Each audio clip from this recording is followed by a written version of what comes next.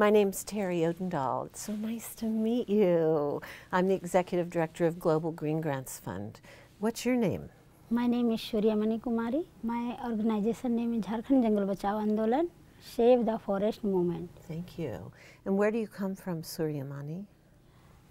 Came from Jharkhand, Ranchi, India. And what does it look like where you live? What does it smell like? Try and describe it for us. जहाँ हम रहते हैं वो चारों ओर जंगल से घिरा जगह है और नदी है, झरना है और बहुत ही अच्छा लगता है। और गर्मी के मौसम में भी ठंड का महसूस होता है। बचपन में जो मेरा बचपना तो पूरा जंगल पहाड़ में ही बीता और जंगल में घूमना, फल तोड़ना, गर्मी के छुट्टियों में पूरा घर से बाहर निकल के पूरा जंगल में जाना, ये सब याद है। मैं जिस परिवार से आती हूँ उरांव ट्राइब, उरांव जाति से आती हूँ, उरांव आदिवासी।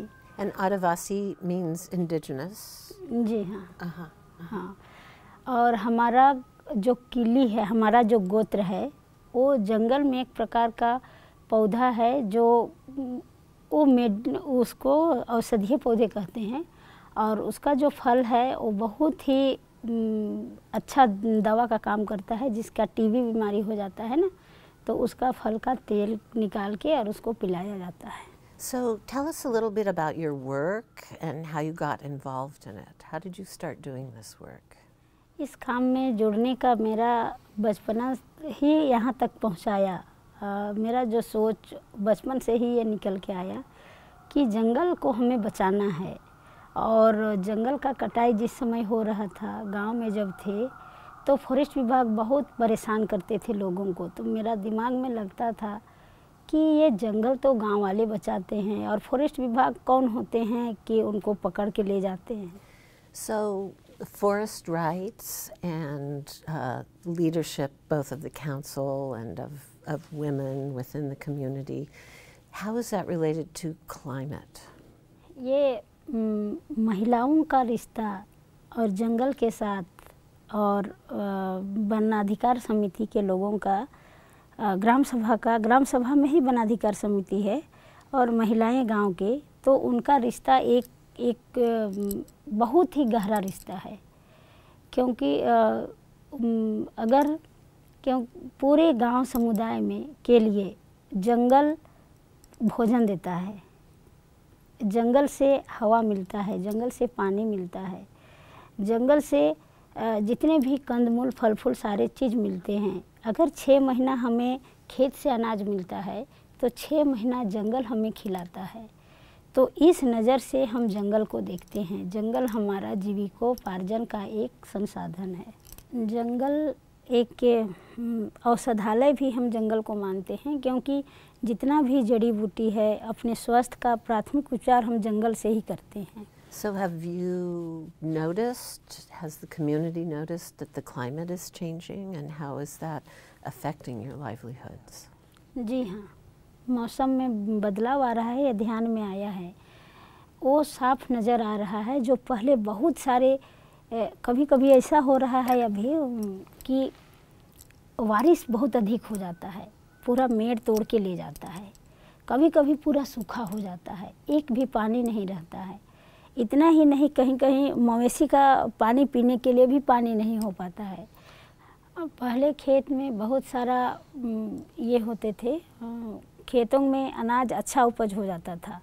लेकिन अभी क्या है कि बीज भी उसी कंपनी के द्वारा जो आ रहा है, उससे भी हमारा पर्यावरण को नुकसान हो रहा है। और ये सारे किसान भाई भी महसूस करने लगे हैं कि हम अगर बीज डालते हैं, पारंपरिक जो हमारा बीज था वो बीज तो ख़त्म हो गया और अभी जो बीज डाला जा रहा है उसमें हम जब तक यूरिया, सल्फेट या फास्फेट, पोटास ये सब नहीं देंगे उपज नहीं होगा। और ये खाद खरीदने के लिए हमारे पास पैसा नहीं है। What are the ways in which you're adapting to this climate change? You mentioned seed saving before. What other methods are you using? हम लोग सबसे पहले तो हम लोग सबसे अपना पारंपरिक बीज बचा रहे हैं, जंगल को बचा रहे हैं। जंगल जहाँ उजाड़ हो गया वहाँ पर और जंगल लगाने की सोच रहे हैं और लगाए भी हैं। वो फलदार पेड़, वो अकेसिया और यूकलिप्टस पेड़ को कबाड़ के फेंक देते हैं और अपना फलदार पेड़ लगाए। और इसको उपजाऊ करने के लिए, मिट्टी को उपज करने के लिए हम लोगों ने कंपोस्ट खाद तैयार करना, जैविक खाद तैयार करना, केचुआ का वर्मी कंपोस्ट, और जंगल का जो कचरा है, पत्तियां, सड़े पत्ते, ऐसे में खेतों में उसको शुरू कर दिए हैं। इस तरह से हम लोग जो जितने भी छोटे छोटे जीवाणु हैं उसको भी बचाने का सोच रखते हैं।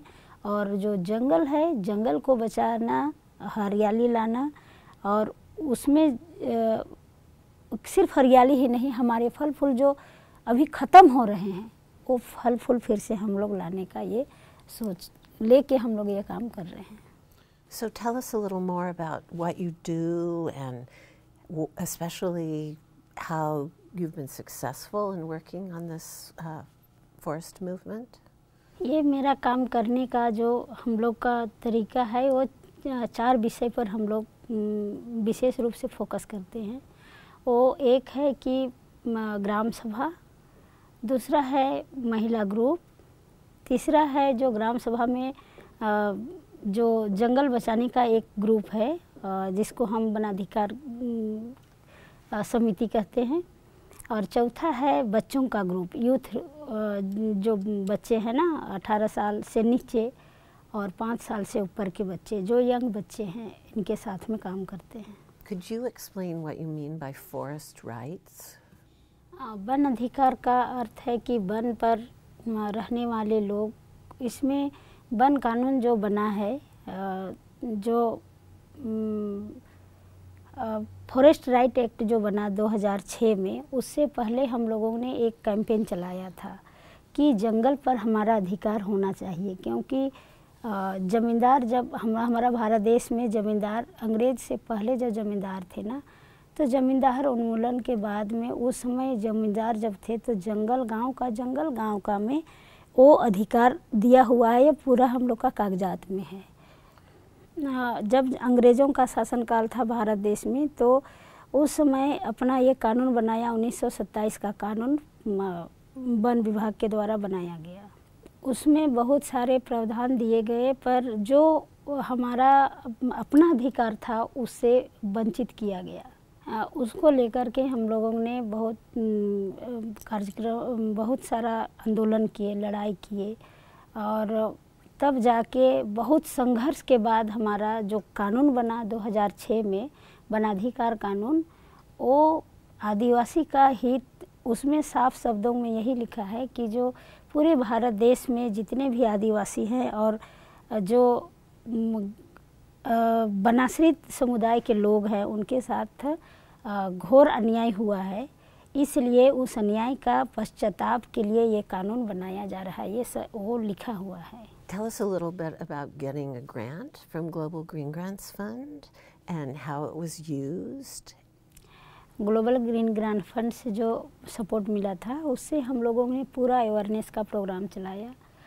पूरे जंगल के गांव में, जो जंगल के गांव है, उसमें जो महिलाएं रहते हैं, पुरुष रहते हैं, इस पर पूरा फॉरेस्ट राइट एक्ट और ग्राम सभा पर अधिक बातें हुई, महिलाओं पर बातें हुई, और हम लोगों ने पूरा महिलाओं को जागरूक करने का काम किया।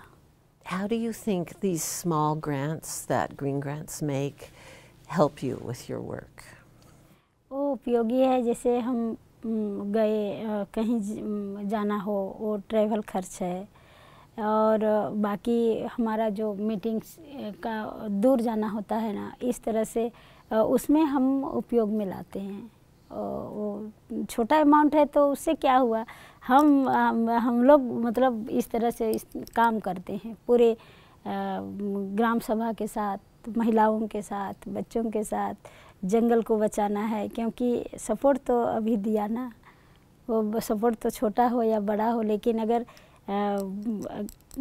1 लीटर तेल का भी अगर सपोर्ट हो जाता है तो मायने रखता है कि चलो भाई, उतना दूर हम तो जा सकते हैं। और पैदल कुछ दूर जाना है तो उतना ही जा सकते हैं। तो वो एक मदद है और वो मदद हुआ और उस मदद से हम लोगों ने बहुत कुछ किया। What do you feel most proud of that you've done? हमने जो किया है वो है कि वो चारों खंभा पर कुछ कुछ उपलब्धि है मेरे पास में। वो है ग्राम सभा सशक्त हो रहे हैं, पहले वो नहीं बैठते थे। अभी महिलाओं का ग्रुप है, वे भी अभी मजबूत हो गया है। महिला ग्रुप मजबूताई में आ रही है और जंगल को बचाने के लिए आगे आ रही हैं महिलाएं स्वयं।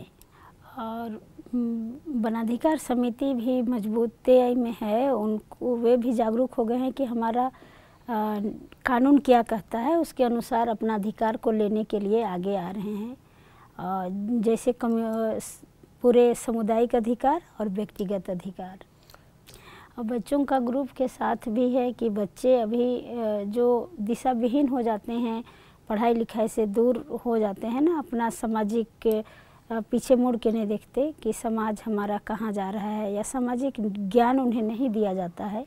स्कूल में स्कूली शिक्षा तक ही सीमित हो जाते हैं। तो अभी हम लोग जो शिक्षा देते हैं बच्चों को, वो उसका एक अलग 4 विषय है। उनका स्वास्थ्य पे, बच्चों का रहन खान पान स्वस्थ, दूसरा है कि उनका शिक्षा, उनका नेतृत्व और उनका संस्कृति।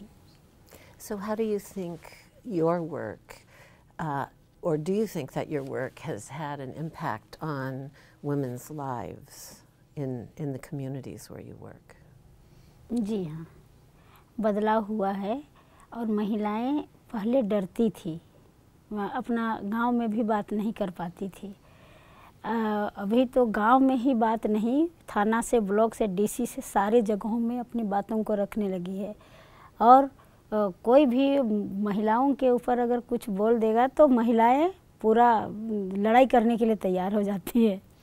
So could we talk a little bit about women? Do you think that your work, well, tell us what the traditional role of women is within your community.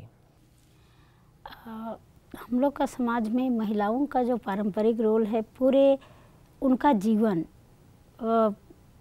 पूरे समाज में महिलाएं खेती बाड़ी करती है और जंगल से जो भी सामान लाना है वो सामान लाके अपना, जैसे खजूर लाना है, खजूर जंगल में होता है, तो जंगल से वो खजूर लाके अपना चटाई बुनती है, चटाई बुन के वो बाज़ार में बेचती है, तो उससे भी उनका पैसा होता है। फिर झाड़ू लाती है, झाड़ू का पौधा ना, तो झाड़ू का पौधा भी लाके उसका झाड़ू बनाती है, तो उससे भी पैसा होता है। और बाकी जो भी सीजनल, जो भी मौसम के अनुसार जो मिलता है जंगल से, बरसात का मौसम में बहुत सारे मशरूम, खुखड़ी मिलते हैं, रुगड़ा मिलते हैं, फल मिलते, कंदमूल मिलते, उसे भी लाके अपने भी खाते हैं और जो बाकी बचता है उसको बाज़ार ले जाती हैं, उससे भी पैसा होता है। So when you talk to policymakers about this kind of work, how do you convince them that it's important? नीति बनाने वालों के साथ में हम अकेले मेरी वाणी को वो नहीं सुनेंगे, तो हम पूरे मोर्चा तैयार करेंगे। पूरे गांव की महिलाएं और बच्चे जो हम लोगों का जो सैनिक तैयार कर रहे हैं ना, वो सारे के सारे हम लोग जाएंगे और बोलेंगे ये सरकार को हमको बताना है कि आपका जो नीति आप जो बना रहे हैं वो गलत है। जो एक आप ऐसे नीति को ला रहे हैं जो पूरे मानव जाति को ख़त्म कर देगा, पूरे जल को ख़त्म कर देगा, जंगल को ख़त्म कर देगा और पूरे पर्यावरण को ख़त्म कर देगा। ये मुझे बताना पड़ेगा, क्योंकि वो बंद कमरे में उन लोग नीति बनाता है, उन्हें मालूम नहीं। And do you think there's a connection? You've mentioned youth a few times, which is obvious. The youth are, it's their future. But what about women? Do you think policymakers understand the relationship between what women are doing to save the environment and climate change? ये समझ में आ रहा है, पर इसके लिए और हम लोग को अधिक काम करने की ज़रूरत है। What are your hopes for the future? हम भविष्य के लिए यही आशा है मेरा कि हम सारे लोगों को किस तरह से जागरूक करेंगे और पूरे जो बदलाव आ रहा है, क्योंकि ये पीढ़ी तो चला जाएगा, लेकिन आने वाला जो पीढ़ी है उनके लिए कुछ हमको करके जाना है। यही हम आशा करते हैं कि हम पूरे एक साथ में इस काम को लेकर के गांव जितने दूर तक अभी तो कुछ पार्ट में हम जा पाए हैं, बल्कि और दूसरे दूसरे क्षेत्र में भी जाके ये सारी जानकारी देकर तब हम बड़ा इस में सफलता पा सकते हैं।